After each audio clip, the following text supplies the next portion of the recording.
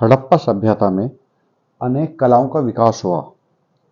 जैसा कि हम देख चुके हैं, हड़प्पा सभ्यता में नगर निर्माण योजना वो एक बड़ी कला का परिणाम था। मूर्तिकला, चित्रकला, मृदभांड कला, उत्कीर्ण कला, सभी कलाओं का विकास हुआ। इससे इस बात का अनुमान लगाया जाता है कि उस समय व्यापारी वर्ग और समृद्ध वर्ग, शासक वर्ग, सभी लोग कला को और कलाकारों को संरक्षण प्रदान करते थे और उसके विकास की ओर विशेष ध्यान देते थे, जिसके परिणाम स्वरूप उस समय की कला अपनी पराकाष्ठा पर पहुंची। उस समय मूर्तियां 3 चीजों से बनाई जाती थी, जो विभिन्न स्थानों की खुदाइयों से हमें प्राप्त हुई हैं। नंबर 1, पाषाण मूर्तियां। नंबर 2, धातु मूर्तियां। और नंबर 3, मिट्टी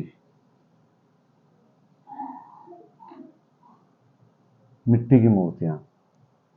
ये 3 वस्तुओं से उस समय मूर्तियां बनाई जाती थी।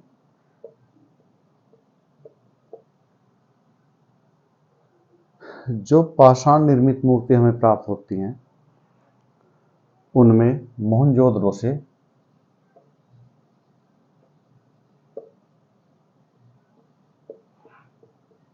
12 और हड़प्पा से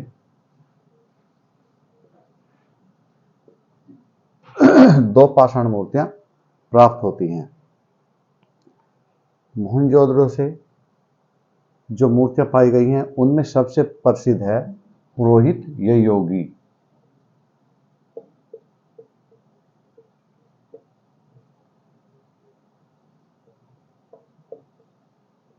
योगी का शिव, ये मोहनजोदड़ो से पाई गई है। इसमें योगी को दिखाया गया है।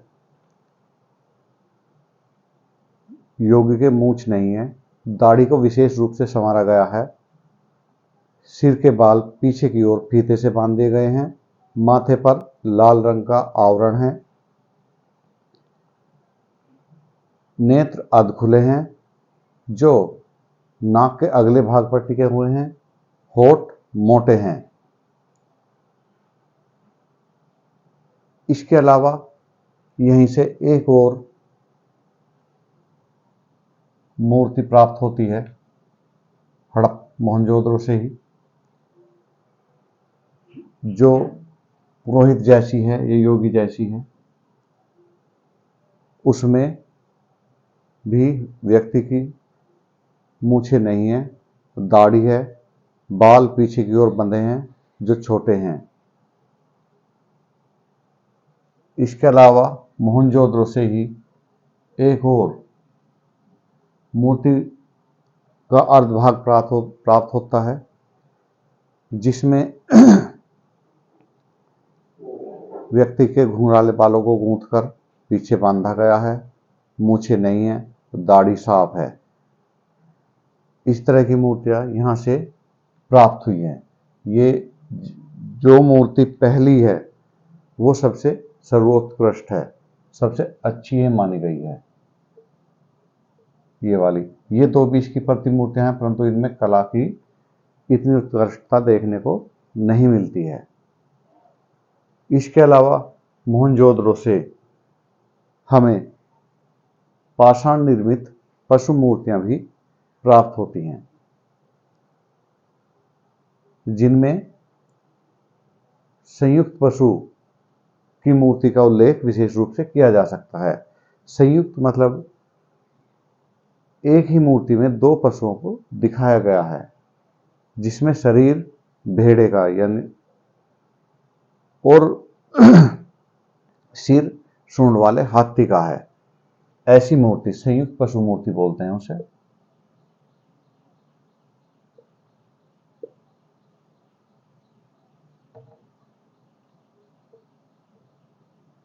संयुक्त पशु मूर्ति प्राप्त हुई है। इस मूर्ति का कोई ना कोई धार्मिक महत्व रहा होगा, ऐसा अनुमान लगाया जाता है, क्योंकि सिंधु घाटी सभ्यता से प्राप्त अनेक मोहरों पर इस तरह की पशु मूर्तियां उत्कीर्ण दिखाई देती हैं।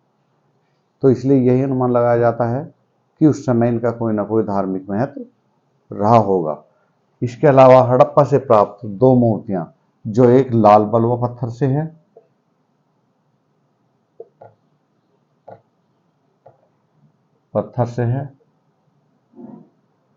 और दूसरी काले पत्थर से बनी है। इनके सिर नहीं है। पहली मूर्ति नग्न अवस्था में है, जिसे जैन मूर्ति भी माना जाता है, ऐसा विद्वानों का मानना है। दूसरी मूर्ति के हाथ कमर पर टिके हुए हैं और यह माना जाता है कि यह मूर्ति किसी पुरुष या नारी नर्तकी की, यानी कि पुरुष नर्तक या नारी नर्तकी की मूर्ति है। इसके अलावा यहां से धातु मूर्तियां भी हमें प्राप्त होती हैं, जो कांस्य और तांबे की हैं। धातु मूर्तियां हैं कांस्य की और तांबे की। इनमें भी मोहनजोदड़ो से प्राप्त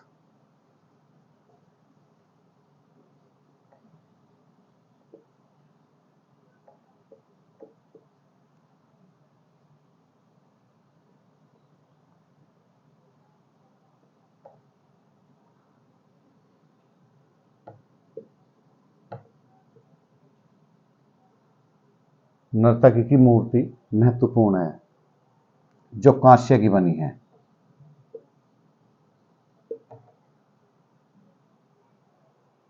इस मूर्ति के पैर टूटे हैं, सिर पर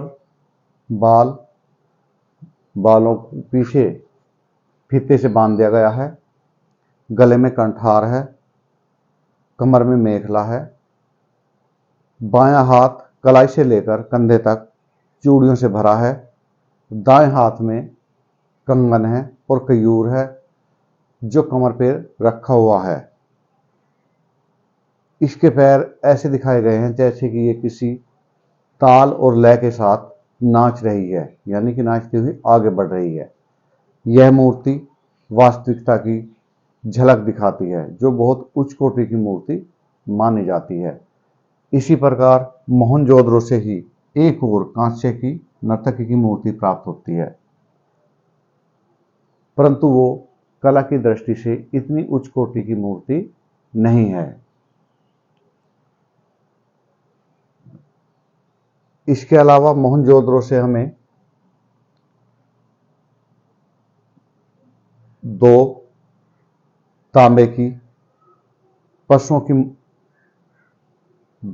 की मानव मूर्ति प्राप्त होती हैं। तांबे की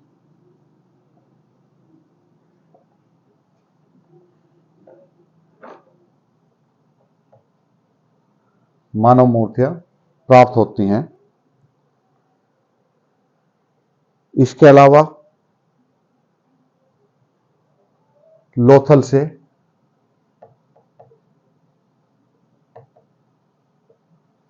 कुत्ते,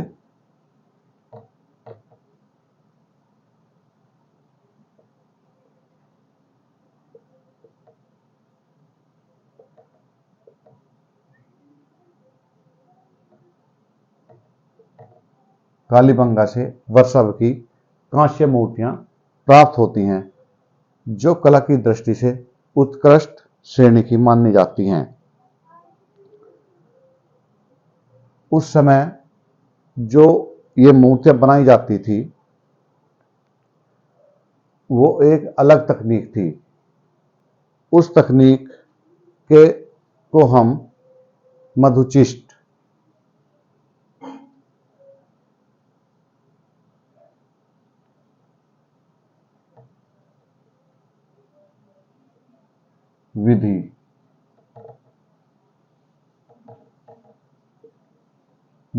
विधि कहते हैं। इस विधि से धातु मूर्तियां बनाई जाती थी। ये विधि भारत में बाद में भी प्रचलन में रही। जैसे कि हम देखते हैं कि दक्षिण भारत में नटराज मूर्तियां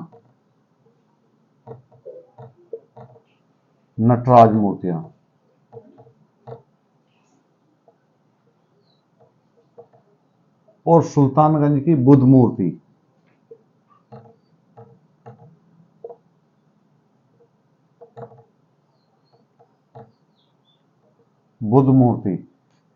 इसी विधि से बनाई गई हैं। ये दोनों, ये भी और ये भी। तो ये विधि भारत के लिए कोई नई नहीं थी, बल्कि हड़प्पा सभ्यता के काल से ही ये विधि चली आ रही थी, जिससे ये मूर्तियां बनाई जाती थी। इसके अलावा यहाँ से विभिन्न प्रकार की मिट्टियों की मूर्तियां भी प्राप्त होती हैं। मिट्टी की मूर्तियां की अपनी विशेषताएं हैं, जिन्हें अब हम बताते हैं।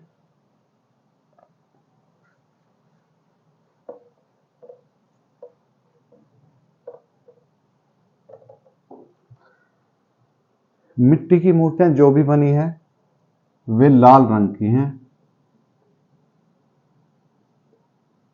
ठोस हैं,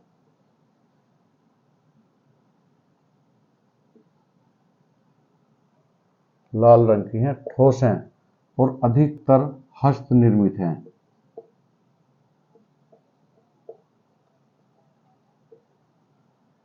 इन मूर्तियों में पशु और मानव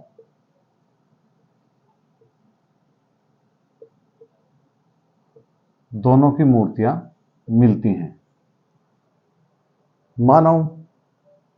मानव मूर्तियों में स्त्री मूर्तियां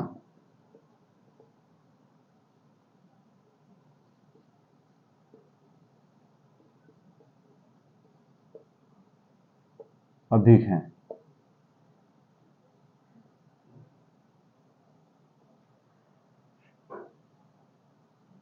हैं। और पशु और मानव की मूर्तियों की तुलना करें तो पशुओं की मूर्तियां अधिक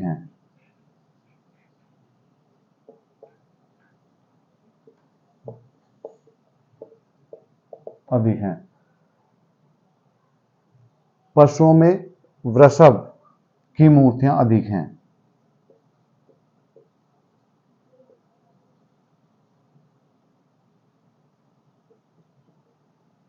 ये मूर्तियां अधिक हैं। तो इन मूर्तियों को, जैसे कि पहले बताया जा चुका है, हाथ से बनाया गया है। मोहनजोदड़ो से प्राप्त मूर्तियों में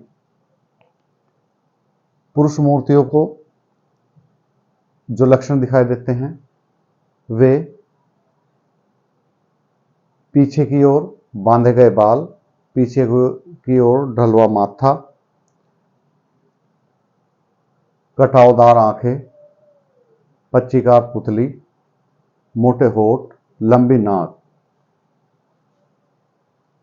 ये जिस कलाकार ने बनाई है, जिन कलाकारों ने बनाई है, ऐसा लगता है कि उन्हें पुरुष मूर्तियों को बनाने में विशेष रुचि नहीं थी। उसमें इतनी सुंदरता या आकर्षकता नहीं दिखाई गई है। इसके विपरीत महिला मूर्तियां जो हमें प्राप्त होती हैं वे कला की दृष्टि से उच्च कोटि की हैं और उन्हें पूरी तरह आभरणों से युक्त किया गया है। यानी कि उनके सर पर पंखे जैसा आभरण है, कानों में गोल कुंडल हैं, गले में कंठाहार है, छाती पर कई लड़ियों वाला हार है, हाथों में कंगन है, चूड़ियां हैं और कमर पर वस्त्र बंधा है जो घुटनों तक जाता है। इसके नीचे नग्न है। इन मूर्तियों में माता देवी संप्रदाय होने का आभास हमें दिखाई देता है, क्योंकि हड़प्पा सभ्यता में मात्रात्मक समाज माना जाता था और मातृ देवी संप्रदाय का विशेष प्रचलन माना जाता था। इसके अलावा एक महिला गोद में लिए हुए बच्चे को दिखाई गई है और एक महिला के गर्भ से पौधा निकल रहा है। ये बातें मातृत्व का सूचक है या उर्वरा देवी का सूचक इन्हें हम मान सकते हैं। इसके अलावा सामान्य स्त्रियों में एक महिला आटा गूंथते हुए दिखाई गई है, एक अन्य महिला हाथ में रोटी लिए खड़ी हुई दिखाई गई है। इन मूर्तियों के आधार पर ही भारत में आगे आकर के देवी संप्रदाय, शाक्त संप्रदाय, गांव देवता जैसी अवधारणाओं का विकास हुआ, जो वर्तमान में भी भारत में प्रचलन में है। ये देवी मूर्तियां जो मिलती हैं, ये देवी के कल्याणकारी रूप की प्रतीक मानी जाती हैं। इन मूर्तियों में कलाकार ने अपनी पूर्ण रुचि दिखाई है और स्त्री मूर्तियां बनाते समय उसने उन्हें पूरी तरह सुंदर दिखाने का प्रयास किया है। जैसा कि हम पुरुष मूर्तियों को देखते हैं, उसके मुकाबले ये मूर्तियां बहुत अच्छे स्तर पर बनाई गई हैं। इसके अलावा पशु मूर्तियों में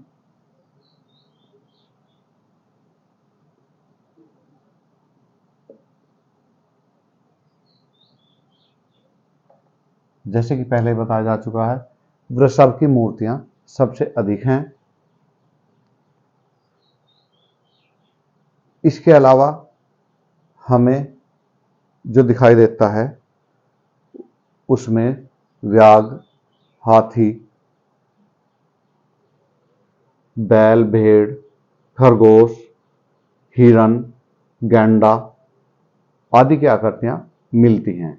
इसके अलावा गिलहरी, सांप की आकृतियां हमें मिलती हैं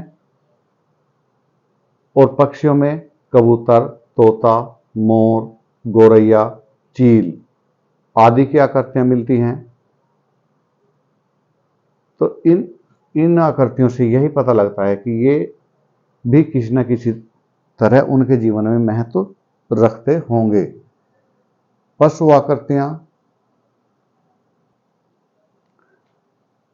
ये पशु मूर्तियां कला की दृष्टि से बड़ी उच्च कोटि की मानी जाती हैं। मूर्ति कला से हमें उस समय के समाज के बारे में भी जानकारी प्राप्त होती है।